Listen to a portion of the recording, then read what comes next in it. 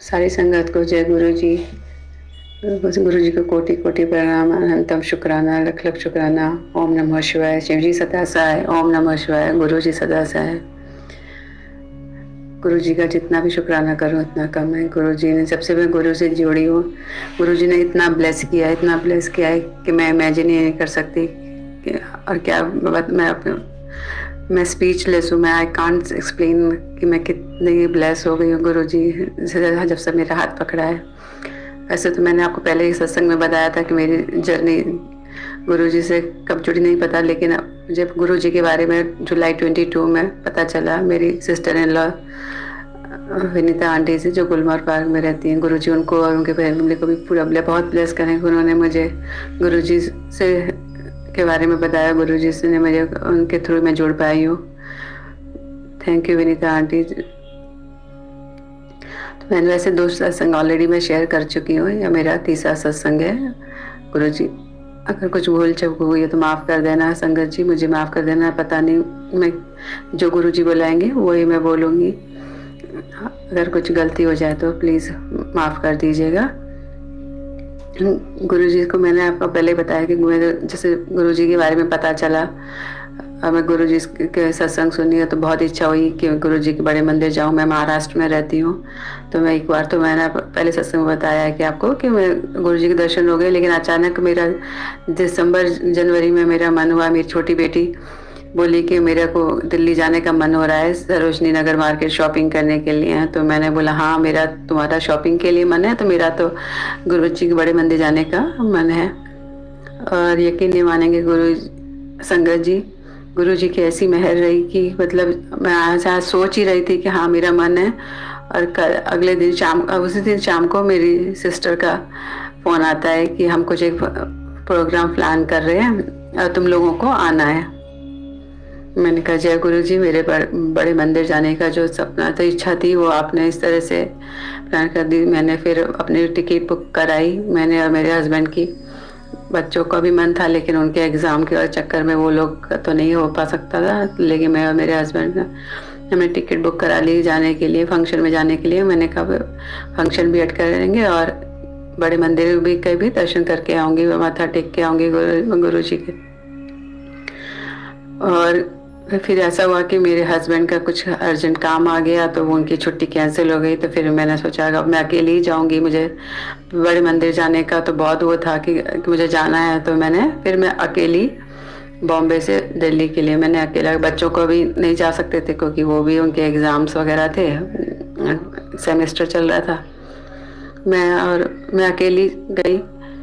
गुरु जी की इतनी मेहर है कि मेरी टिकट दिल्ली से बांद्रा से दिल्ली सराय रोला की टिकट थी, और मैं पहुंच गई बांद्रा अकेली थी। मैंने ट्रेन नंबर नहीं देखा, मैंने टिकट देखा दो उसी टाइम पे 12 बजे और एक 12:15 बजे 2 ट्रेन थी।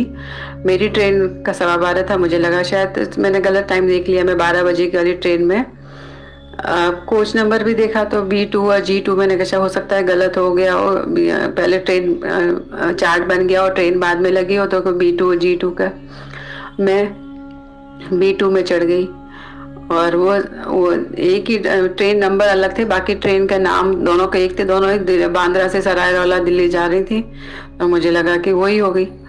मैं बैठी, लेकिन फिर भी एक गुरुजी ने एक मन में डाउट डाला कि एक बार कंफर्म कर लो। मैंने एक अंकल थे बुजुर्ग से, उनका से पूछा अंकल ये मेरे कोच में तो मेरी टिकट में तो B2 है, ये G2 है। तो बोले आप गलत ट्रेन में बैठ गए हो, आप एक 12:15 बजे की भी ट्रेन है यही है, आप उसकी तो नहीं आपकी बुकिंग।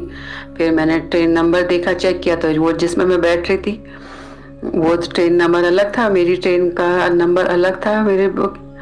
मैं फटाफट सामान लेके उतरी कि जय गुरु जी, आपने तो मुझे बचा लिया। अगर मैं उस ट्रेन में बैठ गई होती, नहीं पूछा होता तो मुझे थोड़ा बोरीवली जाके आगे मुझे टिकट चेक होता, मुझे तो उतार देते या पेनल्टी हो जाती, ना मेरी बुकिंग होती। गुरुजी ने कैसे मतलब मुझे उस मन में वो डाउट डाला कि मेरा कंफर्म कर लो। अब मुझे पता चल गया कि अभी आपको ये अगर ट्रेन के नाम सिमिलर होंगे लेकिन फिर भी आप सबसे पहले आपको ट्रेन नंबर चेक करना है। गुरुजी ने एक सबक सिखा दिया कि आप कहीं भी ट्रेन में ट्रेवल कर रहे हो, पहले नाम कन्फ्यूजन हो सकते हैं लेकिन आप ट्रेन नंबर अलग नहीं होता, आपको अपने ट्रेन नंबर देख के ही सीट ट्रेन में बैठना है। जय गुरु जी, शुक्राना गुरु जी, आपने मुझे उस माँ से भी बचा लिया कि मैं तो यही सोच रही थी कि मैं अकेली ट्रैवल करूँगी, कैसे बोरिंग जर्नी है, बच्चे भी नहीं है, कैसे होगा। लेकिन गुरु जी की वो देखो, मेरे बच्चों की उम्र के बच्चे थे सारे, वो अपना ट्रिप पे जा रहे थे, वो हंसी मजाक करते गए, मेरे साथ टाइम पास हो गया। मेरा इतना अच्छा सा एकदम सफ़र कट गया कि पता ही नहीं चला, मैं वो बोर ही नहीं हुई कि मैं इतना 23 आवर्स का मेरी जर्नी कैसे होगी, क्या करूँगी, क्योंकि नेट भी नहीं आता है ट्रेन में जाता कि ये कुछ ही सत्संग सुन लो या यूट्यूब पे कुछ सुन लो, नेट की नेटवर्क इशू भी होता रहता है, ट्रेन में नहीं आता है। लेकिन गुरुजी ने वो प्रॉब्लम भी मेरा सफ़र इतना कंफर्टेबल करा दिया कि मैं बहुत अच्छे से मैं पहुंच गई। मैंने उसी दिन जाके मैंने सबसे पहले बड़े मंदिर के दर्शन किए। मैं जैसे और सत्संग में सुनती हूँ कि लोटा प्रेस कराना चाहिए। मेरे संगत जी, मेरे 2020 से मेरा फ्रोजन शोल्डर की प्रॉब्लम चल रही थी। पहले राइट हैंड में फ्रोजन शोल्डर हो गया था, हाथ नहीं चल रहा था बिल्कुल, ना आगे ना पीछे ना ऊपर, बहुत तकलीफ थी। मैंने बहुत डॉक्टर को दिखाया, फिजियोथेरेपी भी कराई, लेकिन डॉक्टर कुछ आराम नहीं मिला। फिर मैं धीरे धीरे 1 साल हो गया, वो अपना हाथ थोड़ा बहुत चलने लगा। वो जब वो राइट हैंड चलने लगा तो मेरा लेफ्ट हैंड फिर का फ्रोजन शोल्डर हो गया, और मैं लेफ्ट ही हूँ, सारा काम लेफ्ट से करती हूँ। बहुत तकलीफ हो रही थी मेरे को, लेकिन जैसे तैसे काम चल रहा था कि बस करा रही, क्योंकि मुझे पता था कि इसका कोई ट्रीटमेंट, डॉक्टर को दिखाया, ऑर्थोपेडिक को, वो बोले आप एक्सरसाइज ही है और कुछ नहीं है, आपको एक्सरसाइज ही करनी पड़ेगी। एक्सरसाइज करती थी लेकिन फिर भी पीछे तो बिल्कुल नहीं जाता था, ऊपर भी नहीं उठता था और वजन भी नहीं उठा। मेरे लेफ्ट ही हूँ तो सारा काम मैं लेफ्ट से करती हूँ, तो बहुत तकलीफ हो रही थी। तो मैंने सोचा कि सत्संग में सुनती हूँ कि लोटा प्रेस कराना है, तो इस बार मैं गई तो फरवरी मैंने सोचा कि लोटा प्रेस करा लेती हूँ। मैं लोटा लेके गई, नींबू से साफ करके लेके गई वहाँ पर उस दिन। लेकिन मेरा मन था कि गुरु जी के गद्दी के आगे बैठने को मैंने, लेकिन वो महाशिवरात्रि आने वाली थी, उसकी तैयारी चल रही थी, तो गुरु जी की गद्दी बाहर ही लगा रखी, तो मुझे बाहर से ही दर्शन करना पड़ा। मतलब फिर मैंने लोटा के लिए बोला तो सेवादार अंकल बोले कि आंटी किसके लिए आपको लोटा प्रेस कराना। मैंने कहा मेरा हाथ नहीं चल रहा है, तो बोले आंटी ये लोटा तो क्रिटिकल इलनेस वालों के लिए ब्लेस होता है, आप तो बस लंगर प्रसाद खाइए और अपने आप ठीक हो जाएगा, जल प्रसाद रख के पीजिए और घर पे अपने आप ठीक हो जाएगा।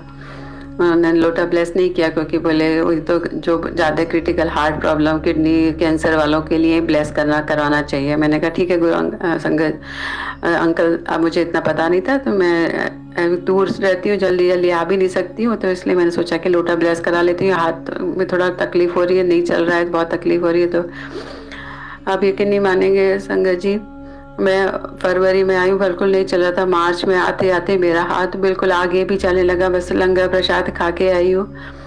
और घर पे आके मैं थोड़ा जल प्रसाद रखने लगी थी, वही सुबह रोज अपने सब पूरी फैमिली मेम्बर को जल प्रसाद देती हूँ। तो बस वही जल प्रसाद पी के मेरा हाथ अब बिल्कुल नॉर्मल हो गया, आगे पीछे सब कुछ ज़्यादा, जैसे अब पता ही नहीं है कि दर्द है या नहीं है।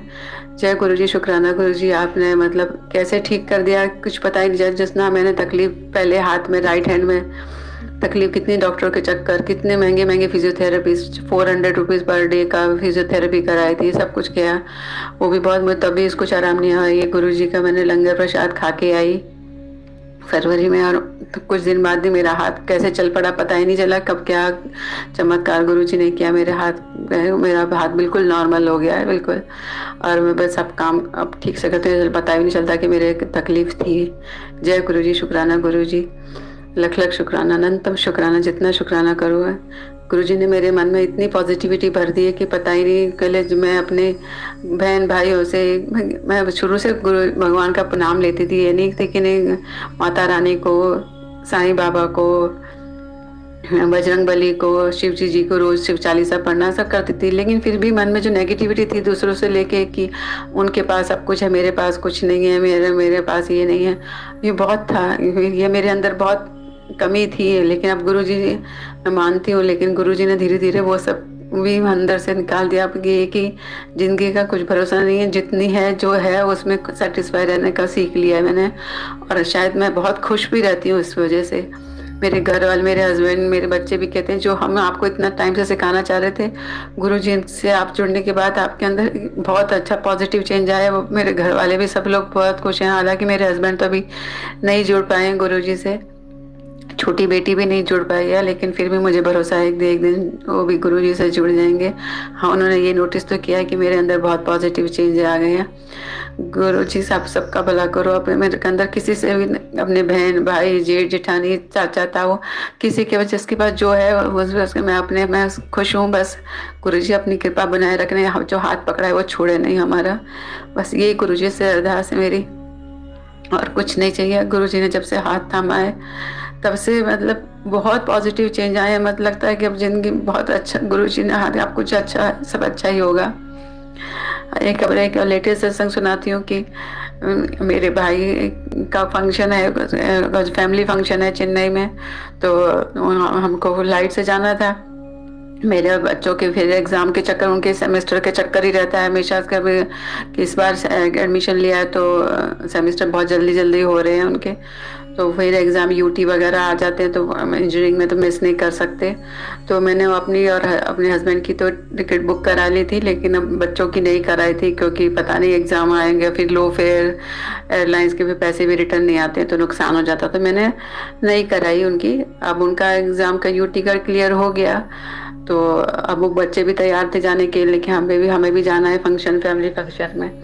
तो अब हम देखने लगे थे टिकट बुक की, तो फ्लाइट की टिकट बहुत महंगी हो गई थी। हम एक मीडियम क्लास गुरुजी का, तो अब ये तो है नहीं कि हम बहुत हाई फाई पैसे दे के एक दिन के लिए, फैमिली शादी भी नहीं है, ऐसा कोई फैमिली फंक्शन अटेंड करने के लिए जाएं।